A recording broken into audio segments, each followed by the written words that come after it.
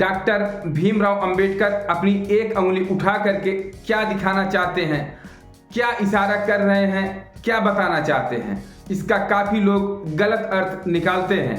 कहते हैं डॉक्टर भीमराव अंबेडकर जो उंगली उठाए हैं, जिधर इशारा कर रहे हैं उधर दलित बस्ती है, उधर मलिन बस्ती है, इसीलिए वो उधर इशारा कर रहे हैं। वहीं पे ज़्यादातर इनका मूर्ति लगी हुई है, जबकि ऐसा नहीं है। वो लोग तुच्छ मानसिकता के हैं और गड़बड़ सोच वाले हैं।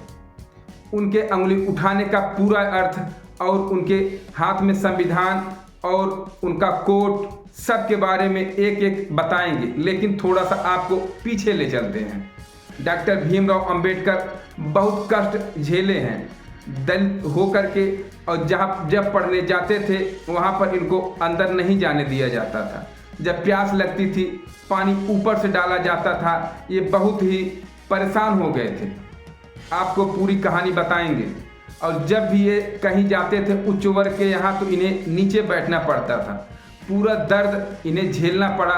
दलित वर्ग में होने के नाते इनको बहुत ही दर्द झेलना पड़ा था, इसलिए ये परेशान हो गए।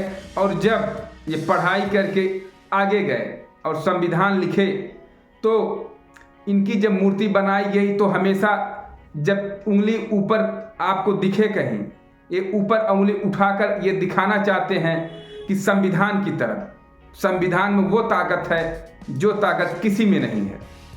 वो दिखाते हैं संसद की तरफ। संसद को लोकतंत्र का मंदिर कहे हैं डॉक्टर भीमराव अंबेडकर।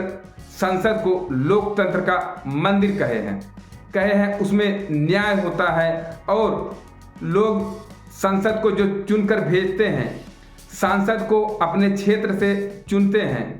एक सांसद जो चुना जाता है एक जिले से, कहें कि उस सांसद को चुनिए, योग्य व्यक्ति को चुन करके संसद में भेजिए, जिससे आपकी आवाज़ उठा सके, बुलंद कर सके, आपके जो है दुख दर्द को वहाँ पर सुनाए, जिसका निराकरण हो सके।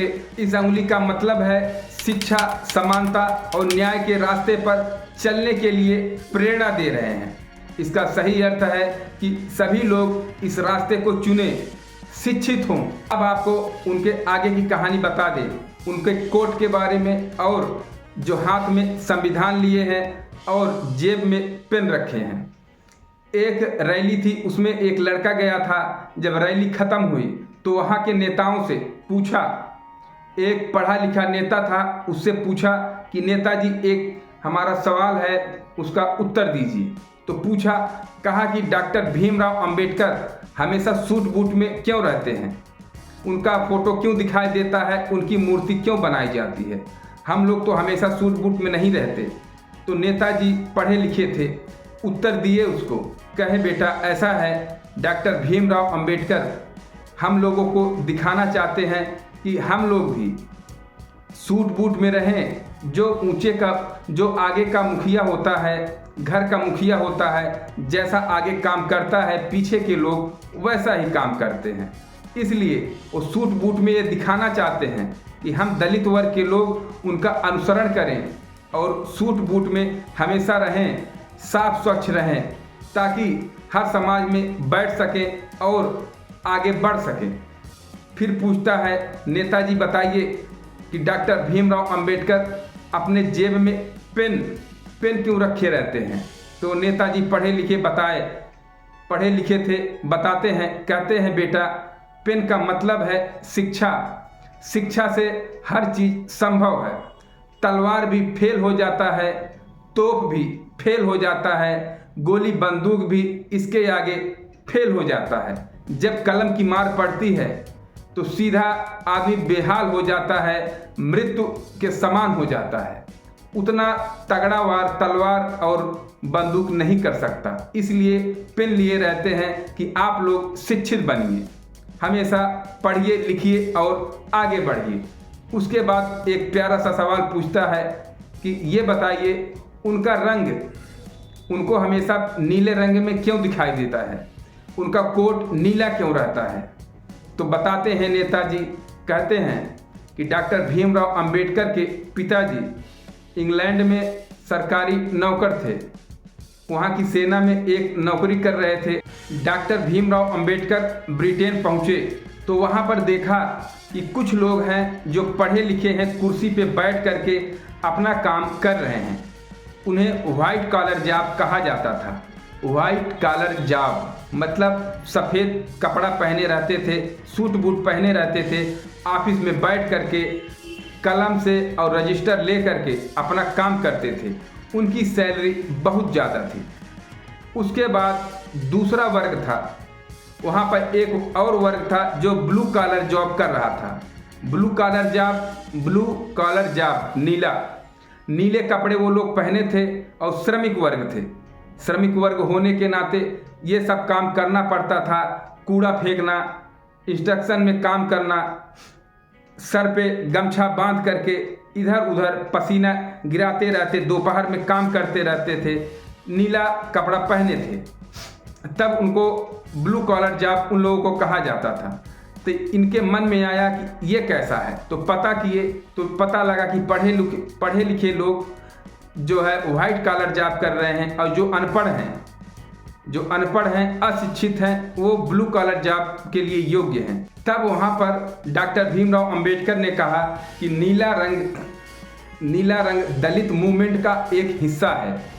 नीला रंग जो है दलितों के मूवमेंट का एक हिस्सा माना। उसके बाद ये एक पार्टी बनाते हैं, भारत में एक पार्टी बनाते हैं 1936 में, इंडियन लेबर पार्टी, और उसका झंडा नीला होता है। और नीले झंडे का एक अर्थ ये तब बताते हैं, कहते हैं, सभी को घोषणा करके बताते हैं पूरे भारतवर्ष को, कहते हैं इसका अर्थ है नीला आसमान। नीला आसमान किसी में भेदभाव नहीं करता, सबको समान रूप से देखता है, समान नज़र से देखता है। इसीलिए मैं नीले रंग को प्रेरणा देता हूँ कि ये सबसे अच्छा कलर है जो सभी में समानता का भाव देखता है। और दूसरी बार फिर एक पार्टी बनाते हैं 1956 में, Republic party of India, RPI, जिसका झंडा भी नीला रहता है। और उसका भी अर्थ यही है कि आसमान जिस तरह से नीला है, समानता का भाव रखता है, सभी में सबको एक तरह का देखता है, इसलिए ये नीला रंग माना जाता है और सबसे प्यारा कलर है और सबसे अच्छा कलर इसे डॉक्टर भीमराव अंबेडकर माने। डॉक्टर भीमराव अंबेडकर संविधान लिए रहते हैं, वो बताते हैं कि यह देश संविधान से चलेगा, ना कि जाति पात से चलेगा, ऊंच नीच से चलेगा, हमेशा संविधान से चलेगा। उच्च वर्गों के हिसाब से ये नहीं चलेगा। ये दर्शाते हैं कि जैसे पहले उच्च वर्ग के लोग भेदभाव करते थे, पढ़ाई लिखाई नहीं करने देते थे दलितों को और पानी तक नहीं पीने देते थे, कोड़े बरसाते थे। इसलिए शिक्षा के लिए ये दिखाते हैं कि संविधान को पढ़ो, संविधान को पढ़ोगे तो शिक्षित होगे और आगे बढ़ोगे, संसद तक पहुंच जाओगे। अपनी आवाज़ संसद तक जब पहुंचाओगे तो न्याय जरूर मिलेगा। इसलिए संविधान और कोर्ट और पेन और उनकी उंगली के बारे में आप लोगों को सब कुछ एक एक परत करके बता दिए हैं। हमेशा इसको याद रखिए। हमारा यह वीडियो आपको कैसा लगा? अच्छा लगा हो तो लाइक कमेंट जरूर करें, चैनल को सब्सक्राइब जरूर करें।